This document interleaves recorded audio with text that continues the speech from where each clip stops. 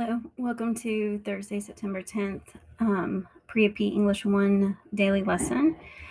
Before we get started on Thursday's lesson, I just wanted to go back and recap what you read yesterday and what you annotated yesterday.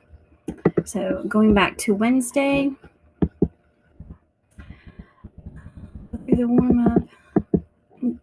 Remember your notice and note. This is where I'm wanting you to make sure you go back to the online text where you will highlight your information, your answers, your textual evidence, and then actually write your response into the questions in these notice and notes in the annotation box.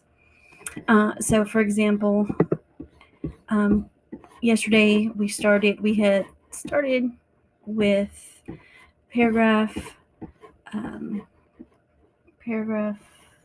26.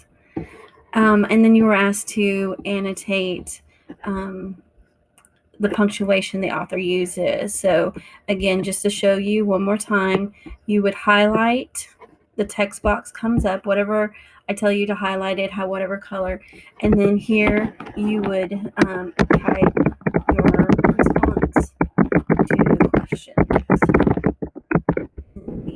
Notice and note. So this is where I would expect to see your answers, and then just click save, and then I will be able to view your responses. Okay, so close that. So you were asked to, in your notice and note, to look at paragraph 27 and identify the punctuation the author uses to divide the sentences 3, 4, 5, and 6. And what you should notice is that the dashes the author uses in this sentence help divide the sentences into parts.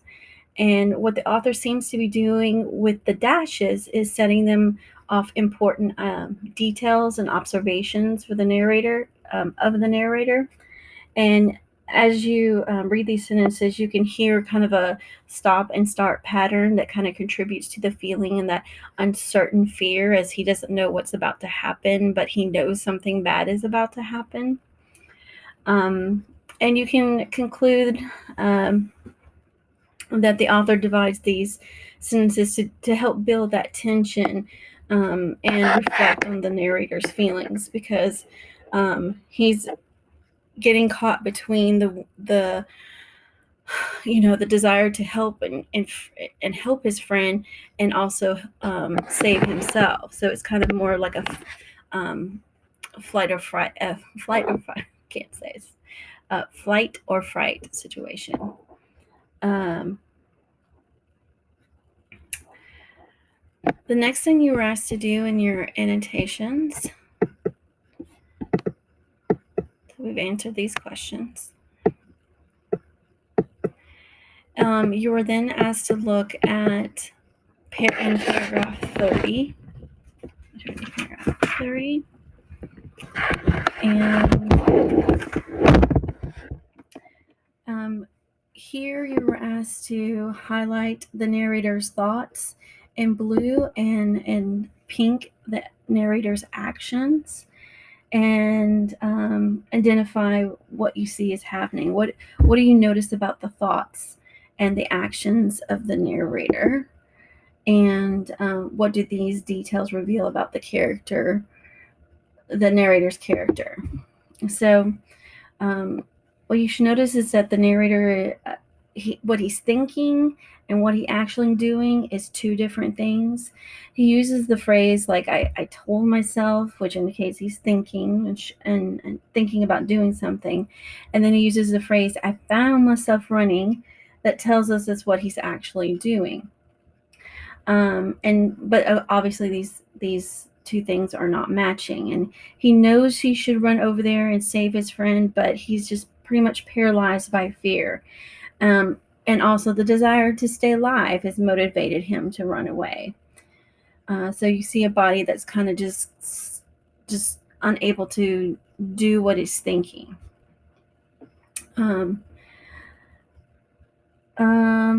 Okay, so let's go look at the next notice and note. Or you should have looked at this video, and hopefully that would help you understand the fear that the author the narrator was experiencing. In today's slide, I've added some more typhoon waves that probably even give you a deeper sense of how terrible and what a horrific situation the narrator is in at being at such a young age as well.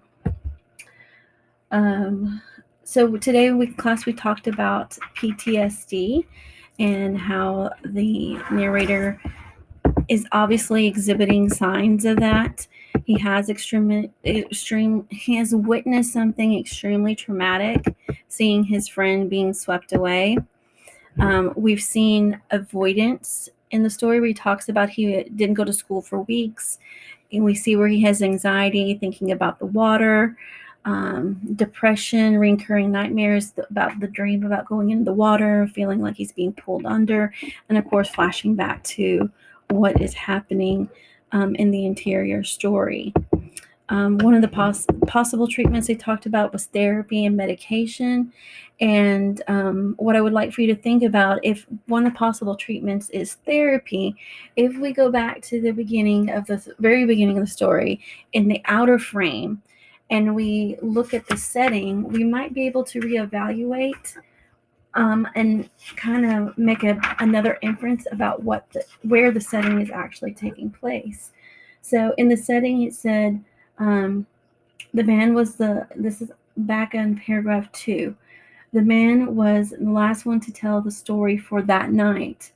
The hands of the clock had moved past 10. The small group that huddled in the circle, they're in a circle, could hear wind tearing through the darkness outside.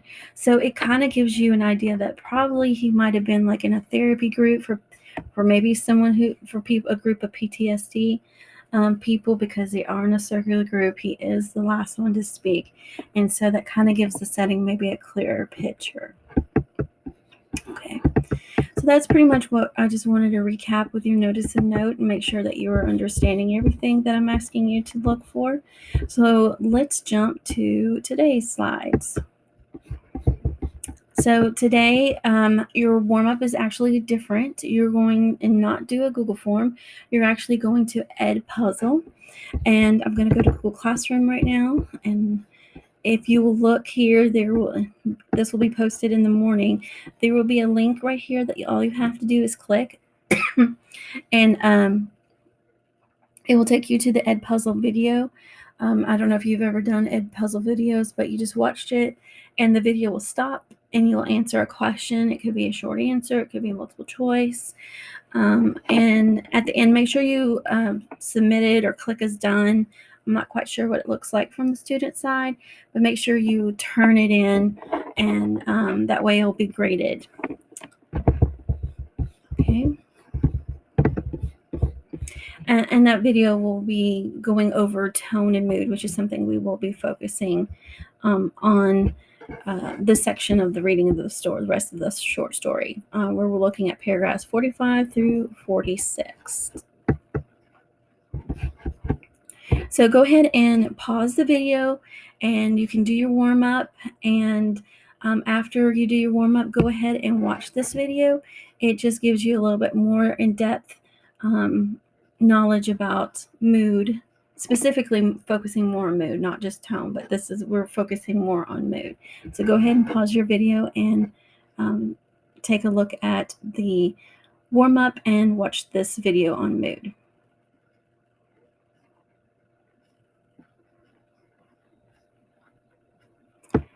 Okay, so as always, you should have already done these annotations because I expected you to do your first read.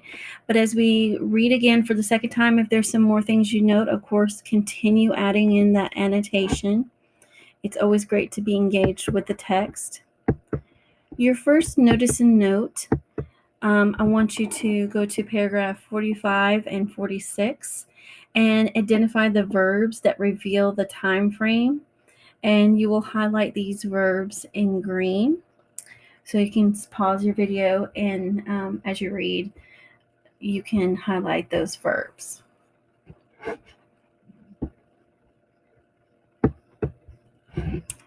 Once you have highlighted those verbs, think about Why has the writer switched from past tense verbs in paragraph 45 to present tense verbs in paragraph 46? Notice that difference. And what shift in the story's frame, what shift in the story's frame is revealed through the use of verb? Should be is. Was a typo. So go ahead and pause, and you can take care of that annotation.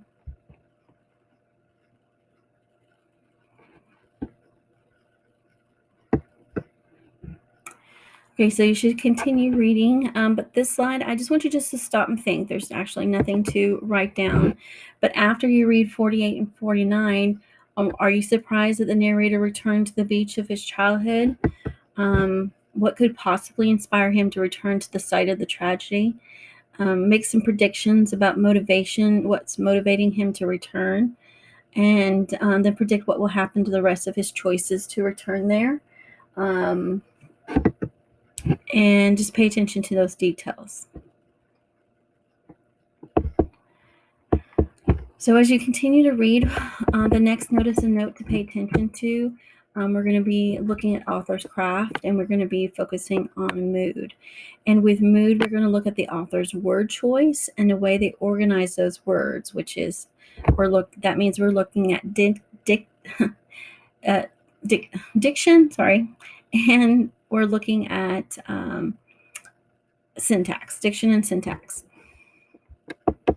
So describe the mood created by the details in paragraph 50, specific words and phrases, and identify specific words and phrases and explain how they contribute to the mood.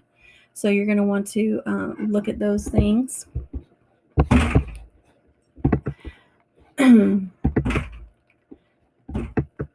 And look at paragraph 51 and then analyze how the diction and the word choice and the syntax, the arrangement of the words, contribute to the mood, as well as how the mood changes from one paragraph to the next. So there will be a shift. See if you can identify what that shift is.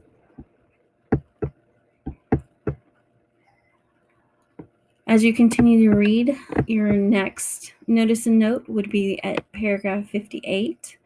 Notice the details that suggest harshness or hardness, and then highlight those details in blue. And then identify the details in paragraph 59 that suggest some kind of softness and calm, and highlight these colors in yellow. And then in your annotation box, you will answer the following questions. Why does the author use these particular details in this way? And what change in the narrator's perspective is revealed by the author's word choice? What do you notice?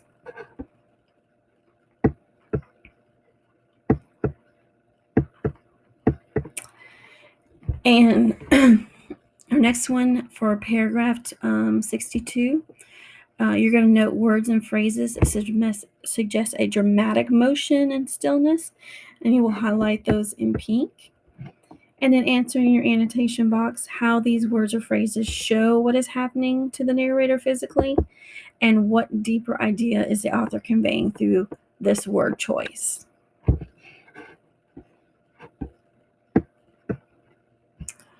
All right, and then your exit ticket, all you have to do is at the end just highlight like the last sentence of the text and put this in your annotation box.